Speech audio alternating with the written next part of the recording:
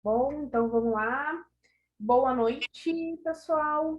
Hoje vamos dar continuidade aos nossos grupos de estudo aqui, né, no raciocínio clínico nas disfunções da fáscia. E hoje nós temos a nossa grande Karen, uma amiga que fez, né, uma amizade que se formou aí num dos cursos de disfunções da fáscia. Eu tenho muito amor por ela, muito carinho. E hoje ela vai trazer um caso bem interessante para nós. Karen, é contigo. Boa noite, obrigada, Maíra, pela grande, pequena Karen. É um prazer estar aqui com vocês, é um prazer receber esse convite, muito obrigada. E eu selecionei um caso clínico que eu tenho atuado nele, né? Ele está bem atual e um tema bem atual também, que é sobre o Covid-19 grave e as suas implicações, né, no sistema facial. Então, esse é o caso que eu vou estar apresentando para vocês.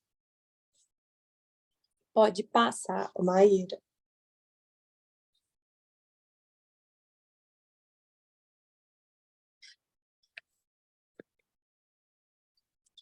Então, o paciente ele se chama Farley, ele, por escrito, ele autorizou, né, todas as imagens, todos os dados que eu estou colocando aqui hoje, como eu utilizo também nas minhas redes sociais, ele autorizou e, inclusive, ficou muito emocionado por saber que o caso estaria sendo compartilhado entre nós, né, profissionais da área. E como é um caso bem delicado, um caso com sequelas, né, com uma gravidade muito alta, mas também com uma evolução muito boa, traz um pouco de emoção, né, para nós que estamos lidando e principalmente para ele, que é a peça principal dessa história, né? O Farley, ele tem 36 anos, e quando eu fui avaliar o Farley, em maio do ano passado, no final de maio, então a gente acabou de completar um ano, foi bem no fim de maio, a queixa principal que ele trouxe para mim foi: eu quero viver e eu quero voltar a andar. Então, eu fiz essa avaliação domiciliar. O Farley estava completamente acamado, utilizando a cadeira de rodas. E a história do Farley, ela é a seguinte: ele, antes, né, da Covid, antes de todo o acontecimento, ele era uma pessoa completamente ativa, fazia musculação, uma média de 3 vezes por semana, mas já teve épocas dele fazer musculação basicamente todos os dias. Tinha uma vida social ativa, e o que ele traz para mim com uma alta ingestão de álcool aos fins de semana. O Farley é uma pessoa muito sincera, ele não omite os dados, ele não omite a real história dele, o que de fato aconteceu. Como ele tinha uma alta ingestão alcoólica e ele faz uso de medicamento para epilepsia, qual que era o raciocínio dele? Ele não tomava os medicamentos quando ele bebia aos finais de semana. Se ele bebesse durante a semana, ele também não utilizava dos medicamentos. O que acontece é que, nessa época, ele morava com o companheiro dele. O Farley é uma pessoa completamente independente, né, financeiramente, tinha a vida dele em Belo Horizonte. Os pais moravam no interior, numa cidade longe daqui de Belo Horizonte, não tão pertinho, mas bem interiorzinho mesmo, que a gente chama aqui de roça. Não sei como que em Porto Alegre, como é que fala, mas aqui seria numa roça, onde eles já estão aposentados, a mãe dele é dona de casa, e os pais estavam cuidando assim, de ter bichos, ter criações, plantação. Então, esse era o contexto do Farley. E muita balada. Ele traz esse relato que ele gostava de muita balada, sono muito ruim, tinha dia que dormia, tinha dia que não. E ele trabalha, ele está de licença, dentro de um hospital, no setor administrativo de um hospital em Belo Horizonte. Então, a doença crônica do Farley é a epilepsia. E o medicamento da época, lá em 2022, antes de tudo ter acontecido, era o Depakote. Então, quando ele fazia ingestão de bebida alcoólica, ele não tomava o medicamento. Pode prosseguir, Maíra.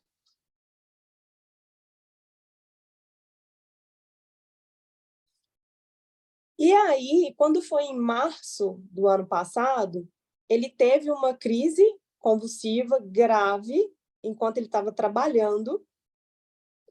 Como ele trabalhava dentro do hospital, ele foi atendido imediatamente.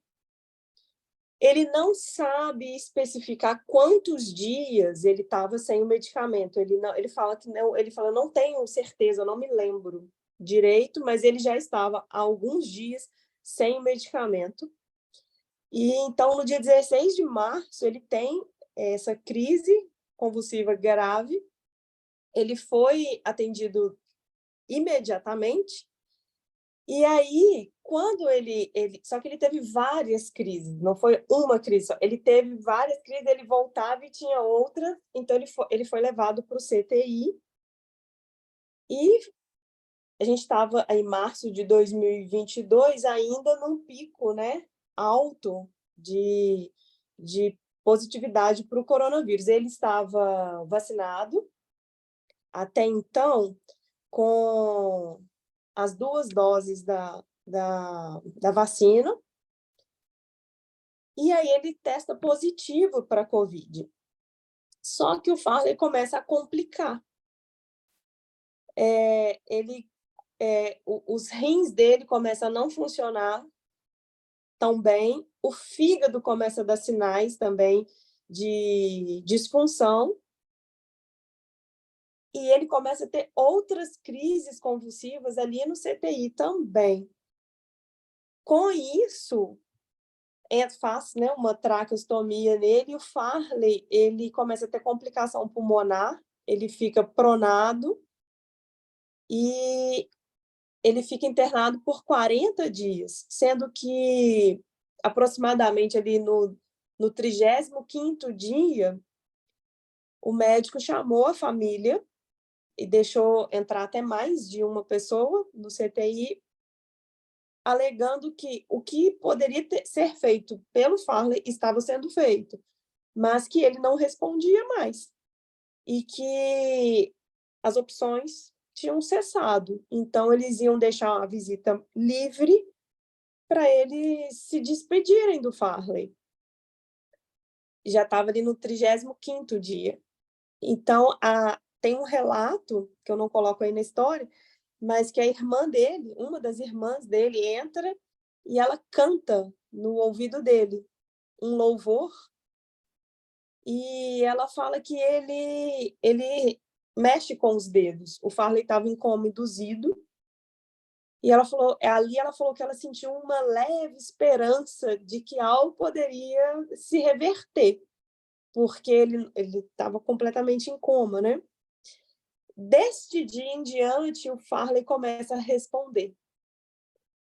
Então, com 40 dias, ele sai do CTI e vai para o quarto, mas com 22 quilos a menos e todas as sequelas possíveis, né, que uma internação em CTI pode acometer. Eu até coloquei aí na apresentação sobre a gente pensar sobre sequelas. Por exemplo, eu não estou inserida no ambiente CTI, né? Eu não atendo CTI, eu atendo consultório, terapia manual e domiciliar. Mas a gente tem essa noção das sequelas que uma internação de longo prazo causa em todos os sistemas, né? Então, quando eu me deparei avaliando o Farley, era tudo e era, meu Deus, por onde começar? Porque todos os sistemas estão em disfunção. E elencar a prioridade nesse momento, eu acho que é o primordial. Olhar para essa pessoa com todos esses sistemas em completa disfunção, em colapso, né? E elencar onde que eu vou começar, por onde começar. Então, foi esse o quadro que eu me deparei ali no final de maio do ano passado. Pode passar mais uma, Maíra. Eu trouxe até essa imagem. Pode dar um play nela, Maíra? Porque quando a gente pensa nas sequelas, né, de uma internação, de um Covid longo, de séries de crise convulsivas, né, convulsões, e a gente não tem ali, naquele momento, uma certeza. A sequela vai ser X, a sequela vai ser Y. Tem coisas que vão acontecendo no decorrer do caminho que a gente vai enxergando o que de fato ficou como sequela, o que está avançando. E é uma ânsia do paciente, né, quando a gente chega para essa avaliação, eu vou voltar a andar? Eu vou voltar a ser como antes? Eu vou fazer tudo que eu fazia antes? Eu vou ter uma vida normal? Então, essa ansiedade, que não é só do paciente, da família inteira, né? Uma pessoa que um dia é completamente ativa e daí, praticamente 2 meses depois, acamado. Então, eu trouxe essa figura para a gente pensar na interação dos sistemas, como que o fato de estar ou pronado, ou em decúbito dorsal, né? E aí, com todos os agravantes, ligado a um respirador mecânico, onde você não impõe, né, o seu ritmo, onde você não tem mais autonomia sobre o seu próprio corpo, como que isso vai danificando fáscias, nervos, matriz extracelular, todos os sistemas, né, linfático, venoso, sistema respiratório, sistema neuroendócrino, sistema digestivo, porque tudo que está na gente necessita de movimento. O movimento intrínseco como um movimento maior, amplo e extrínseco, né? O próprio efeito da gravidade sobre a gente já exerce N funções em nós. E quando você está ali acamado, você vai eliminando, inclusive, ações de quando a gente está em ortostatismo. Então, quando a gente pensa nas sequelas de uma pessoa que está acamada, e eu lido muito com isso por lidar com o idoso frágil, né? A minha cabeça pira, assim, minha cabeça expande de um tanto. Meu pai do céu, quantos sistemas que estão danificados, mas aonde que eu começo? Por onde começar? E pode passar mais um, Maíra. E aí o Farley me cedeu essas imagens, que é ele, né, ali ainda no CTI, ele tem só essas fotos, ele não tem mais, a família não quis tirar e ele nem gosta de ver, porque ele ficou muito debilitado, né? O Farley ficou muito debilitado. Então, quando você vê que ele tinha 20 e poucos quilos, além do que essas imagens demonstram, é como se fosse outra pessoa, né? É até difícil de reconhecê-lo. E traz um impacto muito grande. As duas últimas aí, já ele melhor, já uma aí já no pátio, né, do hospital, tomando sol, e na outra ele já no quarto, já com um sorrisão no rosto. Vocês podem observar que ele, nessa primeira foto, tem umas cicatrizes na testa, né? Igual essa, exato, pelo corpo todo, de lugares onde teve ponto de pressão e abriu feridas, né? Então, na perna dele tinha muito, na testa, porque ele ficou pronado, na parte anterior, de tibial anterior, ele tem também, e elas ficaram bem manchadas, elas estão bem escuras. Pode ir mais uma. Pode dar um play nessa também. Eu trouxe essa outra imagem, já aí bem pensando lá no micro, né, saindo desse macro, que a gente viu o Farley por fora, e aí uma imagem que a gente traz aí de matriz extracelular, de fáscia, de tendão, pensando como que está todo esse sistema e essa interação dentro do Farley neste momento. Foi partindo daí que, assim, quando eu vi o Farley a primeira vez, dentro da minha cabeça, eu comecei a desenhar o Farley por dentro, dentro da minha cabeça. Como que os sistemas estão por dentro. E isso aqui é um sistema lindo funcionando, né, onde a gente tem movimento, onde a gente tem esse brilho lindo, maravilhoso da fáscia, da MEC, né, com vida, com toda a tensão que ela tem própria dela, mas que gera força, mas que gera movimento, que gera nutrição, né, que gera troca, que leva informação. E se a gente for pensar no sistema facial, que leva informação muito mais rápido do que o sistema nervoso, do que os próprios fluidos, né? Falei, poxa, como que a comunicação desse corpo vai estar? Falei, tá bem prejudicado, muito prejudicado, porque tá com pouco movimento, né? Então, quando eu vou para avaliação, pode passar, Maíra, o que eu encontro é aquela fala dele, né? A primeira, eu quero viver, eu quero voltar a andar.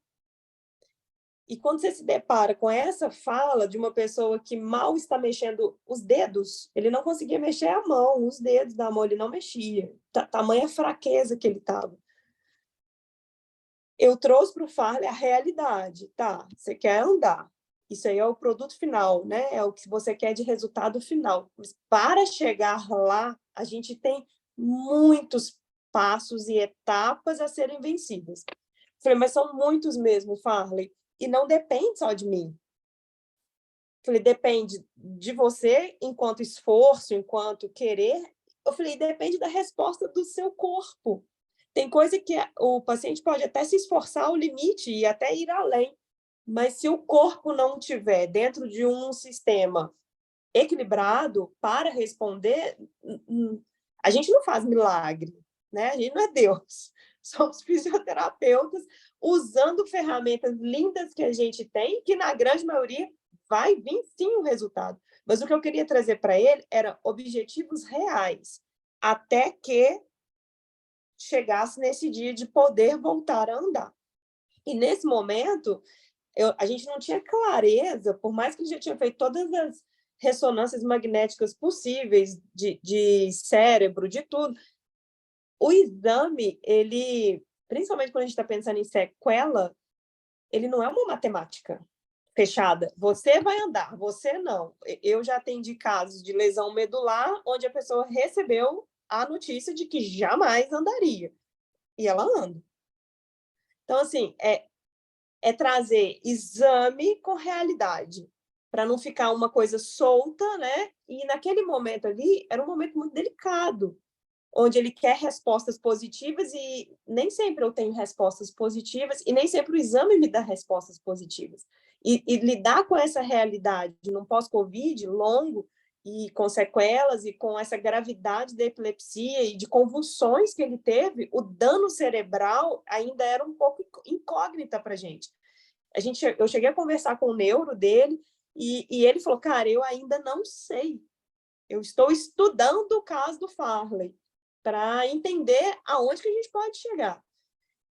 E quando eu conversei com o neuro, eu tive muito conforto para trazer para o Farley não uma falsa esperança, mas uma esperança real. Eu falei, então, se você quer andar, primeiro a gente precisa, primeiro de tudo, sentar. Depois que você sentar, a gente precisa ficar em pé. Depois que você ficar em pé, a gente vai dar alguns passos. Eu falei, tem muitas outras coisas importantes. Então, foi aquele momento que eu precisava explicar para o Farley que existia dentro da gente um músculo chamado diafragma. que ele fazia a gente respirar, mas que ele também era um motor para praticamente todos os outros sistemas.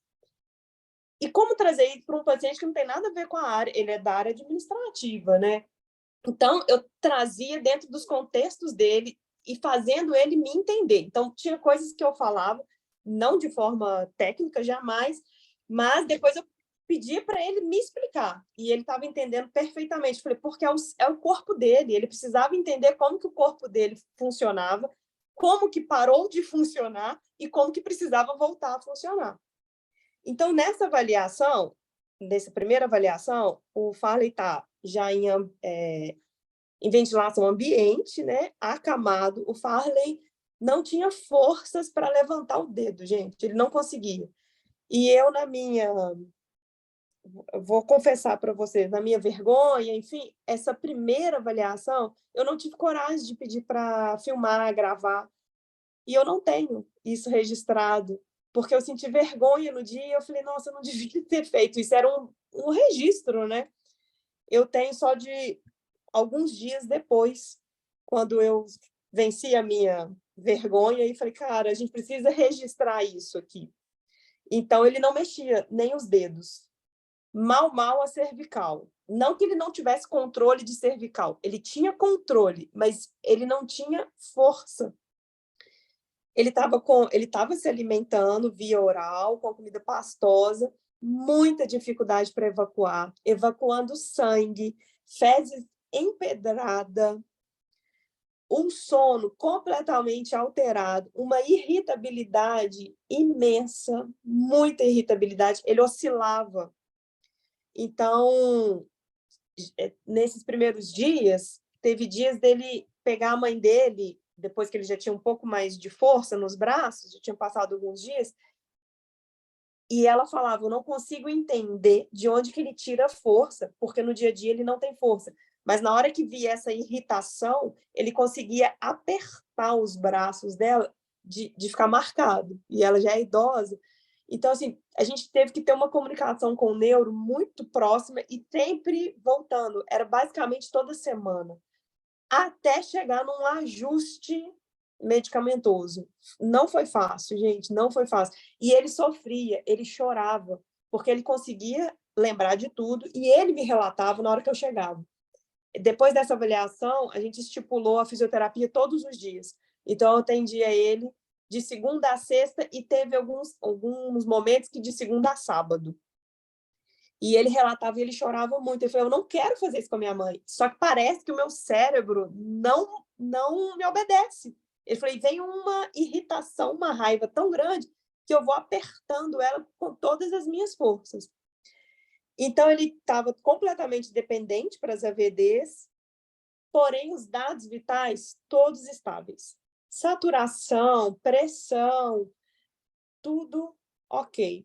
A ausculta pulmonar dele também estava bacana. O Farley, na questão pulmonar, por mais que acometeu o pulmão, mas não foi o maior sistema acometido, embora tendo Covid. Vocês vão ver aqui que o fígado dele foi bem danificado.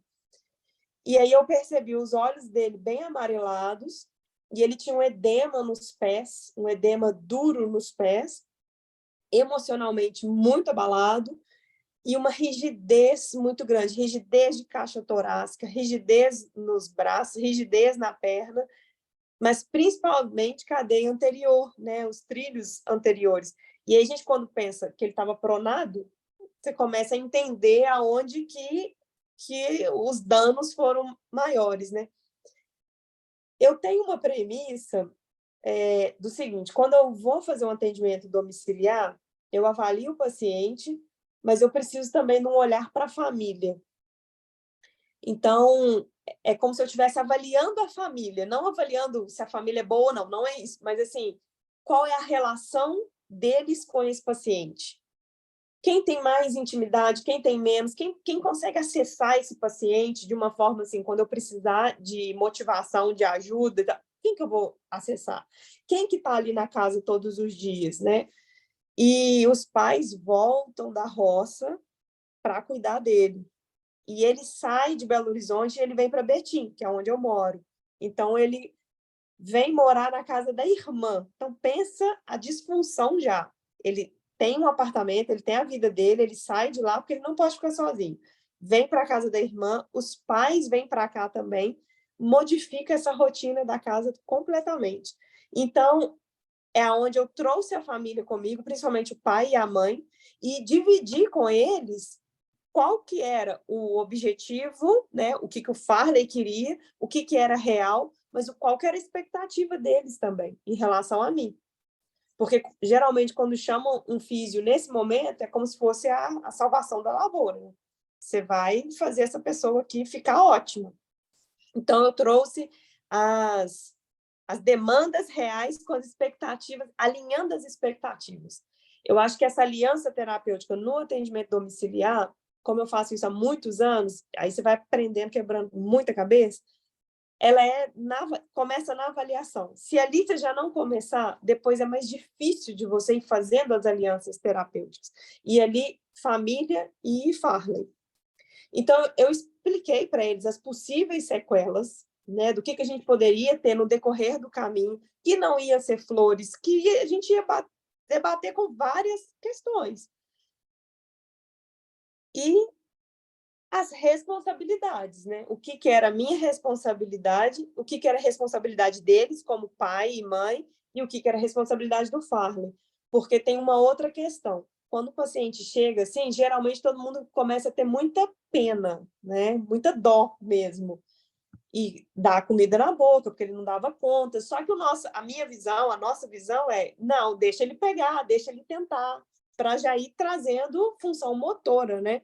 E muitas vezes o familiar vai achar que isso é judiar do paciente, vai achar que você está fazendo algo ruim para o paciente, né? Então, eu já comecei a introduzir isso, que em alguns momentos eu ia solicitar que ele fizesse, e que muitas vezes eles iam sentir dó, eles iam ter pena, e outras vezes eles não teriam paciência. Porque vai chegar num momento que você está com pressa, porque você tem 1000 coisas para fazer na casa, mas ele vai precisar que você tenha calma para ele exercitar aquilo que a gente precisa. E isso não é fácil, gente. Isso é lindo, maravilhoso na teoria, mas na prática é muito mais fácil você pôr a roupa no paciente do que você ficar ali meia hora para o paciente conseguir se vestir, por exemplo. Pode passar, Maíra. Então, eu trouxe toda essa abordagem e trouxe a necessidade de outros profissionais. Então, a gente colocou a questão do nutricionista, eu falei, é para antes de ontem, a gente precisa entrar com uma dieta mais correta para ele. E a parte terapêutica, eu falei, precisamos também de terapia, porque é tudo novo, né, para o Farley, era tudo novidade.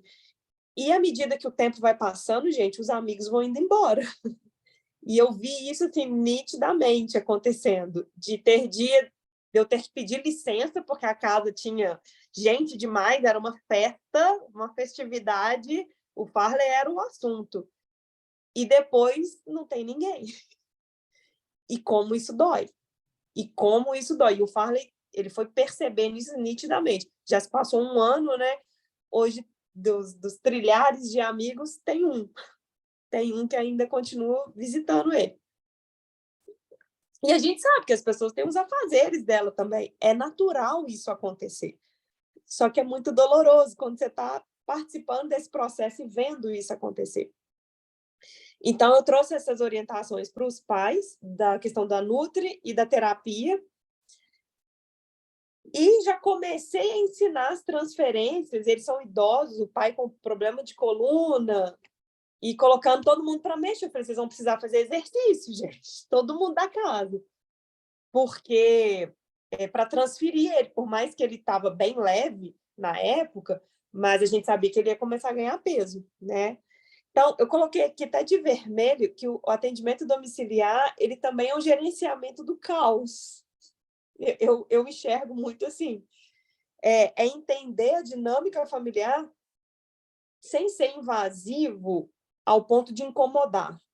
mas sem ser passivo ao ponto de não trazer mudança. Respeitar o espaço que a família nos dá. E não existe isso escrito, né? Isso é uma linha que a gente vai estabelecendo, mas não é visível.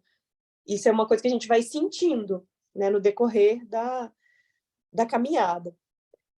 Então, depois de muitos meses, conseguiu ajustar os medicamentos, o neuro conseguiu trazer um ajuste, e a irritabilidade do Farley diminuiu, assim, praticamente, na época, em uns 80%. E aí era mais fácil de trabalhar, porque ele não se irrita, e ele sempre se irritava era com a mãe dele. E aí entra questões de laços, de questões que eles precisam tratar, mas que muitas vezes vinha durante a fisioterapia, o negócio aflorava. Já teve vezes deles terem discussões e eu ter que acalmar os ânimos mesmo, para as coisas irem tomando um rumo e a gente focar na fisioterapia. Só que na primeira semana, tinha uma semana que eu estava atendendo o Farley se internou novamente. Eu notei que ele estava os olhos bem mais amarelos do que na semana anterior, e o fígado dele estava inchado. Eu falei, opa!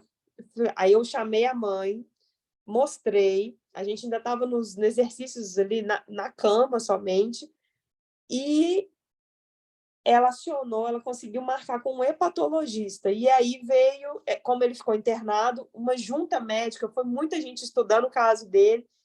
E aí um dos médicos, mudou o médico várias vezes, até chegar em um hepatologista de Belo Horizonte, que fechou o diagnóstico dele de colangite, sequela do Covid.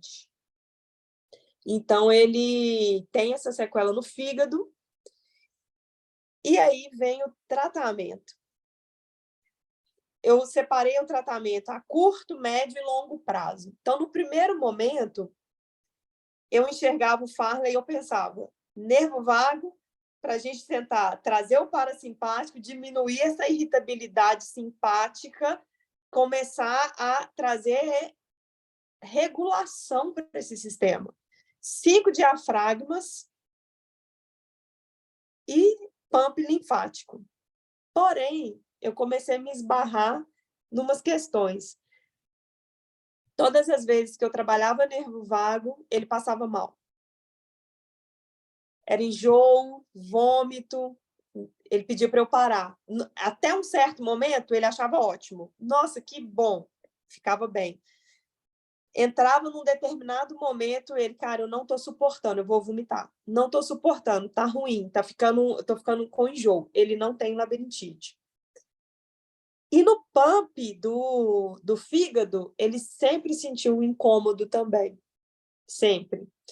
Aonde ele sentia maior alívio? No diafragma, no músculo diafragma. Então, eu colocava ele em várias posições. No decúbito dorsal e fazia as mobilizações, no lateral, para eu pegar toda a parte do gradil costal, muitas vezes pronado, eu também vinha e trabalhava, e isso para ele falava, parece que expande o meu corpo, era a sensação que ele tinha. Então, nesse primeiro momento, eu ia no vago, mas à medida que ele passava mal, eu ia para o diafragma, e fazendo todas as comunicações nos 5 diafragmas. Gente, parece que não faz. Mobilizar os 5 diafragmas.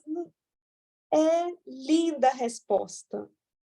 A resposta é linda. À medida que, principalmente, como ele tem essa questão intestinal, e já era de antes, tá?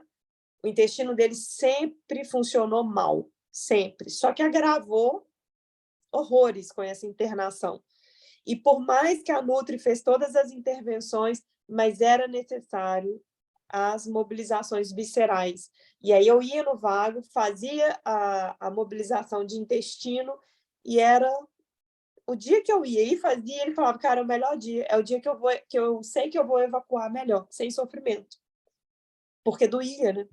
As fezes empedravam tanto que para sair era complicado.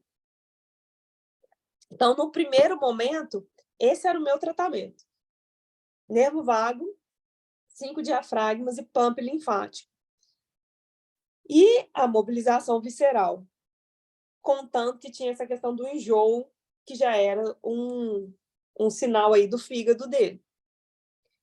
E aí, depois dessa segunda internação, que fechou o diagnóstico, quando ele volta, a gente tinha perdido um pouco de alguns movimentos que a gente já tinha ganhado, mas aí eu já tinha explicado para ele, tem hora que a gente vai para frente e tem hora que a gente vai voltar lá atrás e começar tudo de novo. E assim foi. E a cinesioterapia, né, que é a nosso carro-chefe, que é o movimento.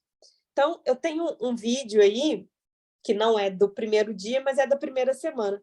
Pode colocar, Maíra, que é a próxima.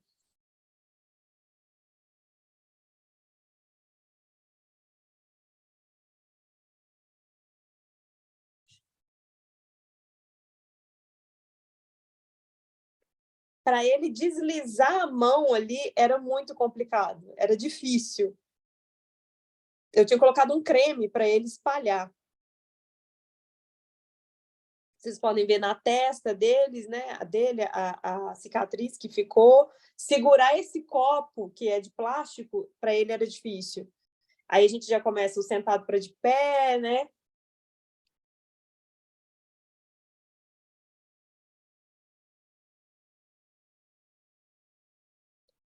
Observa o pé dele ali, ainda está bem edemaciado.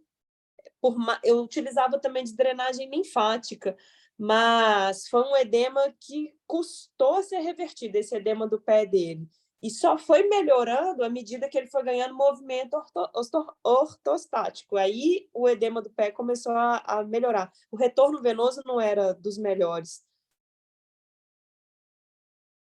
Então, eu utilizo tudo que tem dentro da casa dele, né? Janela, degrau, as cadeiras, o que dava para utilizar, eu utilizava.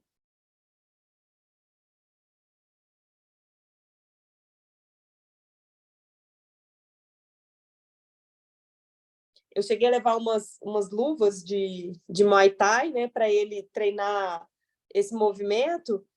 A própria luva para ele era, no primeiro momento, era difícil. Era difícil. A luva era pesada para ele.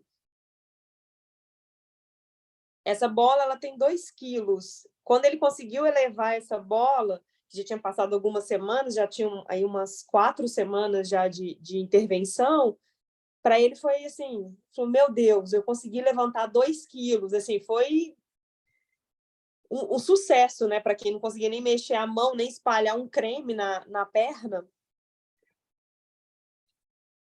Pode ir à próxima.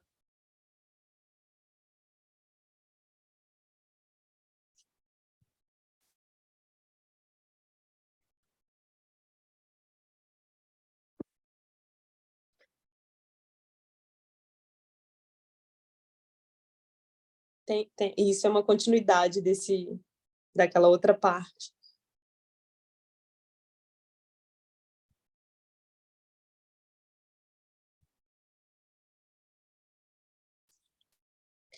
Até então, ele só ficava na cadeira de roda. Passou... Aí eu já começo a avançar um pouco mais nos exercícios, trabalhando não só o movimento, mas reações também. E aí eu começo a trabalhar com ele as AVDs, dele tirar a roupa, dele colocar a roupa. E o Farley, ele tem uma questão emocional muito grande, no sentido assim, ele gosta de que se faça as coisas por ele. Ele não é aquele paciente que, eu quero fazer. Não, ele gosta que se faça por ele. Então, teve uma época que eu precisei conversar muito com a mãe dele, porque ela não estava deixando ele fazer. Porque como ele gosta que faz, ela ia lá e tirava a blusa de frio, ela ia lá e dava comida na boca. Eu falei, não, a gente precisa ter um contrato aqui, um combinado. Ele vai fazer. Ele precisa fazer. Senão eu venho aqui, fico com ele 1 hora e pouquinho, mas o resto do dia ele está com você. Não adianta, né? Não adianta eu vir fazer isso e depois ele não usa o que a gente está fazendo. Eu estou incentivando ele ao movimento, tanto interno quanto o que a gente enxerga, né? O movimento de fora. E aí, teve vezes do Farley A gente, no primeiro momento, você ganha um movimento, você fica empolgado, né? Depois aquilo ali fica estagnado, até vir uma outra evolução. E o que eu percebi nesse atendimento é que, muitas vezes, nós é que somos a força desse paciente, a força que ele precisa. A força que eu estou exigindo dele, muitas vezes sou eu essa força. Não que eu vou fazer por ele, mas é a maneira como eu motivo, a maneira como eu chego naquela casa, a maneira como eu enxergo a vida para entregar vida para ele. E aí vamos pensar se MEC é vida, se fáscia é vida, se a interação dos sistemas é vida, como que eu estou entregando essa vida para esse paciente que está ali esperando algo de mim? E aí, muitas vezes, eu precisei mudar até o tom de voz, de dar berro mesmo, de valeu, de gritar, para ver se ele vem, sabe, junto. Esse paciente especificamente, ele necessita disso. Tem paciente que não precisa tanto disso. Pode ir na próxima, Maíra. Aí já é um pouquinho mais, já mais evolução do quadro clínico dele. Os pais deles engajaram muito no tratamento, isso faz muita diferença. Uma família engajada no tratamento do paciente domiciliar, ali eu estou mobilizando, eu uso o chão, eu uso a cama, cada vez eu vou de uma forma. Ali eu estava mobilizando o diafragma, que é onde ele sente, até hoje, mesmo já tendo passado um ano, é o que ele ama. Mobiliza meu diafragma, ele ama. Aí ele já fazendo as transferências para sair do chão e ir para o sofá. Isso foi um dos primeiros dias que ele conseguiu fazer. A alegria dele era assim, surreal. Pode passar a próxima. Aí depois ele já está aí agora no andador. Ele está nesse andador, inclusive atualmente. Foi a primeira vez que a gente foi no terraço da casa dele, depois de tudo ter acontecido. Então, a gente tinha passado basicamente uns 8 meses, 8 ou 9 meses.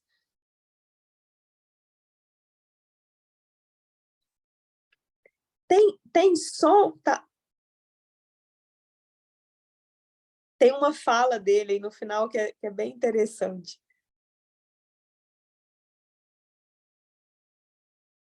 Essa escada, eu subi com ele e na hora de descer eu falei, você vai descer de bumbum e vai treinar seus braços, porque é uma escada bem perigosa. Claro, eu avalio o risco e coloquei o pai dele para me ajudar, para estar perto, para a gente não ter um acidente. Dá para escutar, Karen? Dá. Não, ficou baixo, mas naquela lá em cima, ele fala, olha, eu cheguei arrasando. Eu achei tão bonitinho, porque é como se ele estivesse devolvendo vida para ele. Vindo aqui em cima, na varanda. É uma sensação inexplicável. Inexplicável. E subindo aquelas escadas. Fala contigo. É um certo. Mas venci. Essa deu para ouvir bem. Tem um outro vídeo, eu acho que eu acabei cortando. Ele falou, eu cheguei, foi abalando. Cheguei abalando. É inesquecível, né? A primeira vez que ele conseguiu chegar lá em cima. Pode ir a próxima.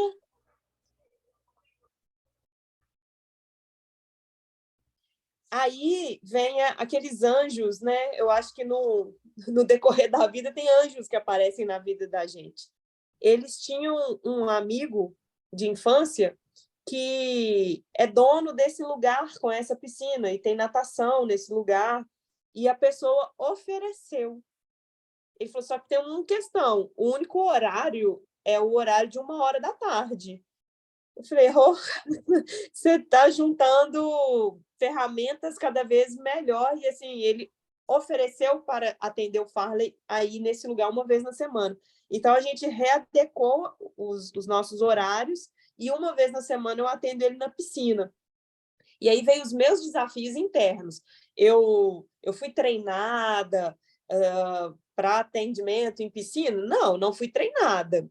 Tive minhas disciplinas de faculdade, isso há 1000 anos atrás, e tive experiência na piscina, assim, com idosos, tive. Mas aí é a hora que eu acho que é o divisor de águas na nossa vida. A gente pegar essas oportunidades, pegar esses desafios e transformar. Eu falei, quais são os princípios utilizados na água, né? Aí, o básico, o empuxo, densidade. Falei, o que eu posso usar de fáscia, o que eu posso usar de movimento dentro da água? Falei, vamos usar. E mandei ver. Falei, é isso. Então, é usar o raciocínio clínico sem protocolo, sem fulano faz assim. Não, eu não quero saber como é que fulano faz. Quero saber como é que o meu paciente está, o que eu tenho de raciocínio clínico, o que eu consigo aplicar. E é o que eu tenho feito até hoje na piscina com ele. Hoje, inclusive, ele levou altos tombos dentro da piscina. No fim, ele começou a rir. Ele falou, cara, eu não estou conseguindo ficar em pé. Tem dia que é assim. Tem dia que o tratamento é, você foi muito bem. Tem dia que você não está regulado e não vai ser perfeito. Mas a gente precisa disso. Isso é vida real, né? Isso é um tratamento curto, médio e longo prazo. Então, assim, hoje o Farley está andando, sim. Você vai ver aí nesse vídeo da piscina que ele anda sozinho. Alguns trechos curtos, ele já anda sozinho. Tem risco de queda? Muito. Eu trabalho essa questão do risco de queda com ele? Sim. Mas eu trabalho também com ele para ele aprender a cair. Porque até para cair, a gente tem que saber cair. Porque te impedir de cair, eu não vou impedir, Farley. Eu não estou com você 24 horas por dia. Vai ter queda. Infelizmente, eu não quero. Mas a realidade é que vai ter, como já teve várias. Eu falei, mas aí você precisa usar das reações que a gente tem de proteção do corpo para você não se machucar. E graças a Deus, tem dado certo. Mas é um risco. E não tem como não colocá-lo em risco se eu não pôr ele para andar. Então, a gente tem trabalhado muito isso. Ele tem essa sequela do fígado, ficou uma sequela na fala. A fala dele ela é mais lenta. Na parte cognitiva, ele não teve prejuízo. Ele entende tudo. O Farley é uma pessoa muito inteligente, entende tudo. Porém, a resposta dele é mais lenta. Então, você explica uma coisa, ele já entendeu, mas ele não te responde de cara. Ele ainda formula as palavras e te responde.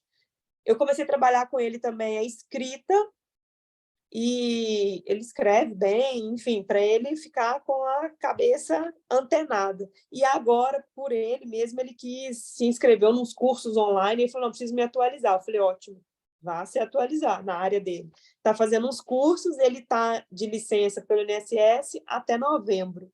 Aí vai ter uma outra perícia, né? Enfim. Então, eu ainda estou com esse caso em aberto. A gente ainda está num momento de longo prazo. Para quem tiver aí, quiser ver mais imagens dele, no meu Instagram tem muita imagem, muito da história, da evolução dele no meu Instagram. E é isso. A jornada continua, né, Maíra? Né, Fabi? Não para nunca. Eu penso que a gente poder levar movimento, vida, poder levar... A Gabi está me lembrando aqui, nossa, muito bem lembrado, Gabi. Teve um momento que foi assim lindo, lindo, porque ele recebeu um convite para ser padrinho de casamento da prima dele. E ele me falou isso, faltava assim 1 mês e meio para isso acontecer. Eu falei, e você vai querer entrar? Ele, vou. Eu falei, como? Ele, eu não quero entrar de cadeira de rodas. Eu falei, opa, então a gente precisa trabalhar. E tem um objetivo daqui a 1 mês e meio, eu separo por semanas, né? A gente tem 5 semanas para você... Ele falou, e eu não quero entrar de andador. Eu falei, meu pai do céu. Eu falei, então, o negócio ficou mais tenso ainda. Treinamos. E ele treinou com a prima dele, com quem ele ia entrar. Levou um baita de um tombo, gravaram, mandaram para mim, deram risada, mas ele conseguiu, gente. Ele entrou no casamento. Foi a cena mais linda que eu vi. Nossa, eu chorei horrores, eles me mandaram os vídeos, ele entrou. eu falei, você roubou um pouco a cena da noiva, mas para a família foi a coisa mais linda. Ele entrou sem andador, sem cadeira de rodas e sentou lá na cadeira, e isso para ele foi assim, tem coisa melhor? A gente passa a valorizar uma respiração mais profunda, né? A gente passa a valorizar tudo e o sentido da vida começa até a mudar, né? Tanto para ele como para a gente que está lidando com isso. Então, é isso. Obrigada por lembrar, Gabi. Valeu demais. A jornada continua. Esse é o caso clínico que eu tinha para apresentar para vocês.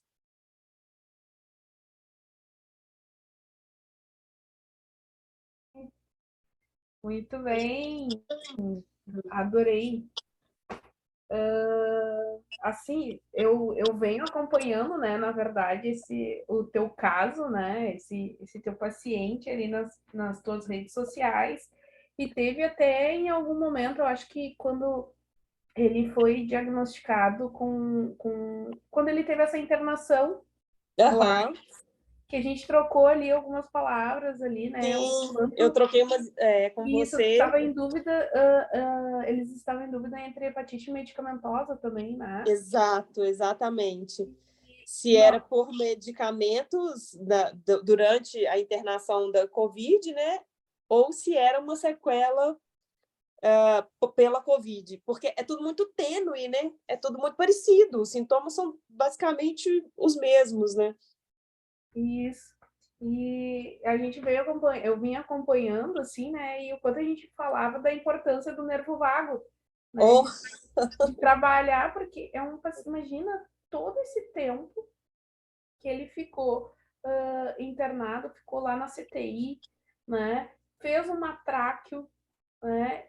O quanto a sedação causa, ou melhor, corrobora para essas, não são deformidades, mas para essas sequelas que uhum, ele ficou. Né? E uma das coisas que é característico, assim, né? Ele não ficou com lesão pulmonar, mas ficou com essa lesão no fígado e com essa letargia. exato. E isso é muito característico de pacientes que ficam por um longo tempo em UTI e pacientes que tiveram como sequela da Covid. Uhum, Eles ficam com essa alteração, principalmente na área de Broca, que é a fala, né? uhum, Uma tia minha também ficou, ela não chegou a ir para UTI, mas ela ficou ali na máscara de Hudson, que é um passo antes uhum, da, da intubação. E ela também não ficou com sequela nenhuma no pulmão, mas ela ficou com essa letargia, né? Então, a gente, com certeza tem artigos científicos que já estão provando isso, certo, né? Dessas alterações cognitivas que a Covid deixa. Né? uhum. Então, é muito nervo vago mesmo nele, apesar de tu ter comentado que ele saturava, né? Sim, Estava sim. num ponto que ele saturava. E isso me lembrou uma paciente minha que eu atendi com fibromialgia. E aí tu para e pensa, bom, o quê? Fibromialgia, bom, nervo vago, né? Vamos trabalhar os trilhos e vida que segue, vamos lá, né? Claro, tem todo um outro contexto junto. Mas eu comecei a trabalhar o nervo vago e ela desencadeava algumas crises. E aí um dia eu conversei com a Fábio, eu não estou entendendo o porquê, né? E a Fábio me disse uma frase assim, que a gente acaba levando para a vida: menos é mais, Exato. né? O sistema dele está tão irritado, tão fragilizado com tudo que aconteceu, e aí às vezes a gente chega achando, não, vamos ativar esse parasimpático, vamos baixar né, esses alertas que tem pelo corpo, mas às vezes a gente acaba cutucando a onça com vara curta, né? Então a dosagem também a gente tem que saber, né? Opa, aqui é o limite, beleza. E eu acho que quando tu mobilizava, fazia a mobilização ali do diafragma músculo, de fato, em partes, tu já está mobilizando a fáscia do fígado. Sim. Uhum, E sim. aí, talvez, quando a gente mobilizasse muito a fundo a víscera, o fígado por si só, né? ali de Uhum. fato, aí já tinha dado o limite dele. Mas, assim, é Exato. muito, muito, muito legal, muito completo, assim, é muito bonito de ver a tua entrega com ele, né? Uhum. E eu até tirei uma foto e postei daquela frase que tu colocou ali, falando sobre o atendimento domiciliar também é o gerenciamento do caos. Porque realmente a gente pega uma família que não estava pronta para isso, né? Uhum. Que se desestrutura e completamente o emocional lá No chão. lá embaixo, no chão, né? Então, e nós somos o profissional que vai estar em contato direto com esse paciente, Uhum. né? E é perfeito, assim, a gente pega muito isso. Quem faz esse atendimento domiciliar tem muito isso, esse contato mais próximo com a Próximo. família. E o que tu trouxeste também, que a primeira semana, o primeiro mês, estava todo mundo na volta. Depois, Não tem ninguém. não Fica tem. só os que são mesmo. E aí tu tem que trabalhar a disfunção, tu tem que trabalhar o emocional, Uhum. né, desse paciente que vai não só pela disfunção, por tudo que ele passou, mas por se sentir abandonado. Exato. Parece com o dente, né? E, tipo, Sabe? acabar com o dente do carinho nele. Oi, Foi? posso contribuir? Claro. Na verdade, o que eu estava pensando ali pela história clínica dele, ele já tinha uma disfunção vagal, né? Porque a epilepsia Sim. tem um fundo aí relacionado ao vago, né? E a constipação. A gente passou. Então, ele já tinha um tônus vagal alterado, né? E que isso só aflorou, né, em função de toda a questão inflamatória que a Covid traz, e talvez até, de repente, ele já tinha algum fígado gorduroso, alguma disfunçãozinha em função do álcool, né, do consumo, e aí ali que foi o calcanhar de Aquiles, né? Mas eu fiquei pensando, Karen, que daqui a pouco alguma técnica de eletroestimulação, sabe? Para membros inferiores, junto com o movimento, para dar trazer ainda mais esse processo, né? Em relação às perdas de massa muscular mesmo, de recrutamento muscular que ele teve, né? Poderia ser uma opção. Apesar de que ele já ganhou muito, né? Ele também tem que se dar tempo ao tempo, mas poderia ser uma ideia, né? Sim, eu cheguei a usar, Fabi, durante esse processo. Hoje, realmente, eu não tenho usado a eletroestimulação, mas eu cheguei a usar e fazia junto com o movimento. Hoje, eu estou com ele, aí agora eu atendo ele 2 vezes na semana, mas ele começou a fazer o Pilates também, recentemente, é coisa mais recente. Bom. E ele tem gostado, e eu tenho visto assim, evolução no movimento. A eletroneuromiografia dele, ele tem aquele tempo de resposta bem diminuído. O estímulo chega, porém tem uma latência maior, sabe? O neuro já falou com ele que isso é uma sequela que está já estabelecida, principalmente em calcânio, na questão da dorse e da flexão plantar, mas principalmente na dorsiflexão. Tá, mas o que eu acho, na minha mera opinião, é o seguinte. Sim, pode eu falar. acho que aí eu entraria ainda mais com a eletroestimulação e eu não sei se o Pilates seria a melhor opção, sabe? Se talvez um profissional de educação física que soubesse fazer periodização, saber trabalhar com carga, sabe? Uhum. Talvez fosse mais benéfico para ele Do que o do que o próprio Pilates. Uhum. Ganhar Boa. força mesmo, Sim. ir aumentando carga, sabe? Eu pensaria nisso. Boa. Anotado. Uhum. E manteria, aí teria que ver como é que é a latência, etc. Uhum. E veria qual a melhor corrente para manter essa eletroestimulação. E aí tu pode aumentar a carga, né? Uhum. Inclusive. Uma outra opção que poderia se pensar, mas o problema dele não é que ele não possa aumentar a carga, né? Que seria a restrição de fluxo, né? Mas eu acho que para ele é ganhar força mesmo, Sim. ganhar recrutamento e força, Uhum. né? Até porque, assim, né, a gente tem que, parando para pensar, até nas aulas da neuro, assim, voltando um pouquinho, ele é um paciente que está letárgico, né, e não só na fala, e sim nos movimentos, ele fica Uhum. mais lento, né?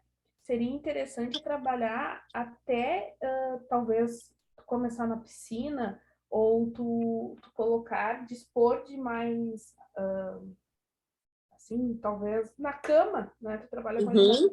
reações de proteção, porque isso vai estimular Uhum. a neuroplasticidade desse paciente, né? Boa. Estimular Uhum. essas reações, porque aí tu vai estar Que precisa de trabalhando mais rapidez, né? isso, exatamente, a agilidade, né? Eu acho que seria interessante com ele, né? E, por exemplo, tu amarrar ele num cinto, né, com um cinto, alguma coisa, e fazer com que ele, né, opa, tu ir liberando, mas ir puxando, porque aí ele vai, ó, trabalhar esses Na movimentos. piscina eu trabalho isso com ele. Eu tenho um cinturão mesmo que eu uso, e aí, porque lá, assim, é mais livre para ele cair, né? Ele pode cair à vontade na água. Então, eu comecei a trabalhar um pouco mais de estiramento, dele tentar dar uma saída mais rápida, eu seguro e solto, e aí ele trazer equilíbrio e reação. É interessante isso. Isso daí. Então, se tu já trabalha com ele na piscina, traz isso pra terra. Pra terra. Uhum. Mas assim, ó, perfeito. Show. Eu tô Alguém? anotando Muito aqui o que você tá legal, falando. muito legal. Eu fiquei pensando daí em relação ao sistema facial e transmissão de força, Eu trabalhei né? bastante a mobilização, principalmente ali, lombar, né? E quando a gente, nos exercícios lá mais atrás, de quadríceps, eu estava trabalhando o ativo com a mobilização. Então, o movimento ativo de extensão, flexão, de joelho, com mobilização de fáscia de reto, fáscia de adutores, depois fazendo isso com glúteo, com transmissão de força com grande dorsal, sempre mobilizando e trabalhando. Melhorou muito, muito. A força dele melhorou bastante. Claro, tem mais a ganhar, né? Mas melhorou Claro. bem. Uhum. Não, eu estava pensando até nos exercícios que a gente faz no fascia training mesmo, né? No rebote elástico, nos saltitos, em pensar no sistema como no recoil mesmo, né? Em estirar e a partir do estiramento, ou seja, trabalhar bastante o excêntrico, pliometria, de alguma forma. Adaptado, claro, né? Ao que ele... Para a condição dele, mas para que essa fáscia possa transmitir dinamicamente. Uhum. Uhum. Na piscina, eu tenho conseguido, Fabi, trabalhar com ele. Antes ele não conseguia pular saltos, nem curto, nem maiores, ele não conseguia. E agora a gente já está Tá. conseguindo. Então, eu comecei a trabalhar com ele tem umas 2 semanas. Pequenos saltos e para ele amortecer o impacto também, porque ele não consegue, ele soca o pé no fundo da piscina. Ele pula, mas na hora de amortecer, ele vem com muita carga. Então, eu tenho Então, começado a... Uhum. Tá faltando isso esse... é uma função do sistema facial, que é o amortecimento, né? Atenuação. Uhum. É isso também. Porque daí essa marcha vai ser mais econômica. Isso. Ah, Ele, teoricamente, ele tá gastando muita energia, né? Pra fazer. Exato. uhum, perfeito. Vamos pensar em alguns exemplos de exercícios assim mais dinâmicos de face, e aí eu te mando. Sabe o Tá. que dava para tentar começar com ele? Que aí tu vai até trabalhar a questão do equilíbrio, propriocepção com ele. É pegar o disco proprioceptivo, aquele Uhum. de borracha, e Sim. ali dá para te começar a fazer. Coloca ele colado na parede, porque daí Na tu vai parede, integrando uhum. isso, tu vai integrar já o membro superior, né? Toda a parte superior, e aí faz, e isso vai dar estabilidade para ele também, Uhum. porque aquilo dali vai estimular, né? Para ele ir se adaptando, E talvez, pode usar a até as esse 2 faces dele, né? Porque tem uma que é mais... que no pé ela é mais... Como é que fala? Tem Umas umas... pontinhas. ela tem umas umas espículas. pontinhas. Uhum. Uhum. Isso. Então, eu acho que, não sei, o que tu acha, Fábio? Eu acho que seria uma boa, né? Porque ele já vai se adaptando ao movimento, né? A esse rebote, né? A esse movimento de elástico, né? Ele já vai se É, adaptando a isso. Aí depois tu tira. mas Tira. olha Uhum. só, o que que dá para fazer? Ele fica na ponta do pé, e Certo. aí tu vai dizer para ele, desce bem o calcanhar e sobe rápido, que é o recolhimento, né? Então ele Aham. gira a panturrilha e sobe. Então, na verdade, o Uhum. que faz ele subir é a mesma coisa que a chair faz no Pilates, Uhum. certo? Sabe a chair, a Cadeira. cadeirinha, Aham. que a pessoa Uhum. fica em pé e ela desce o Desce. calcanhar, e quando a pessoa vai subir, o negócio empurra. É essa a ideia, Uhum. né? Seria nessa. Isso. E aí pedir para ele, né? Desce o calcanhar e sobe rápido. Rápido. Então, esse disco ele tem que conseguir, de alguma forma, deformar um pouco. Se ele tiver muito Certo. Muito cheio, cheio não fica bom. ele Uhum. não vai conseguir deformar, estirar e aí subir. Então, tem que só ver isso. Outro dia, eu achei que o disco estava até meio cheio, eu falei, eu vou esvaziar. Eu tinha esquecido, eu acabei de anotar que eu tenho que dar uma esvaziada nele. Outra coisa também que tu pode fazer, só que aí não vai ser tanto a nível já de tornozelo, mas sim quadril e joelho, colocar ele na bola e fazer aqui, ó. Tum, tum, tum, tum, tum, tum, tum, tum. Porque isso dali vai estimular bastante, também, vai dentro dessa ideia que a gente está discutindo aqui, esse efeito elástico também, só que daí não, nem é tanto a nível de tornozelo, né? Uhum. Para ele, Com o pé apoiado. Uhum. sem contar que, claro, isso vai ajudar também lá na drenagem de fluidos, né? Enfim, esse Uhum. balancinho que tu vai fazer.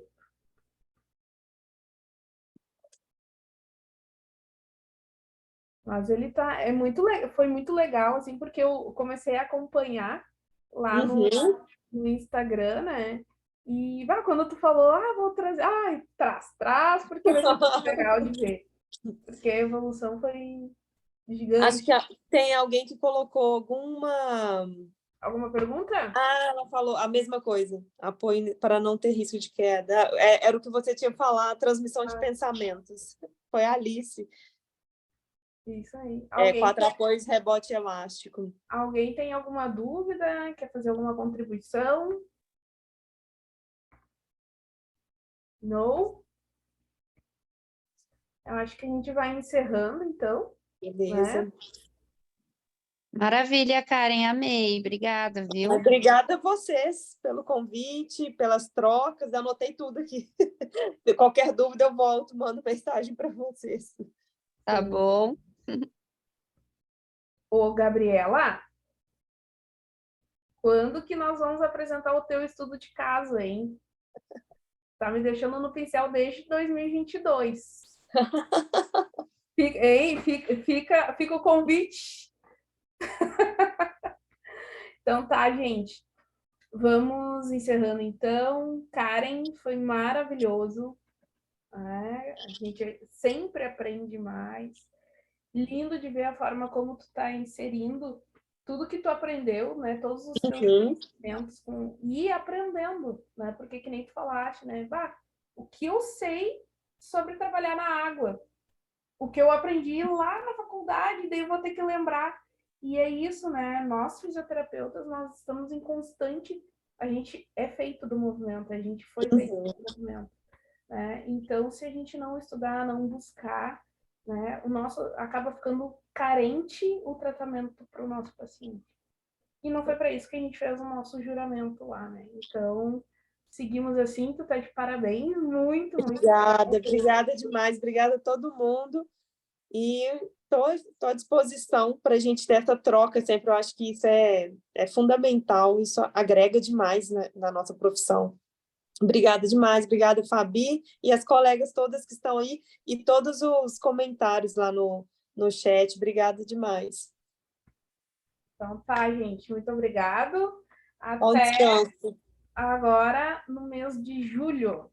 Eu vou procurar alguém aí para apresentar também, trazer para nós aí os seus casos e como estão colocando o que aprenderam no curso aí. Tá bem? Até mais. Beijo. Então, um beijão. Tchau, Até tchau. mais. Tchau.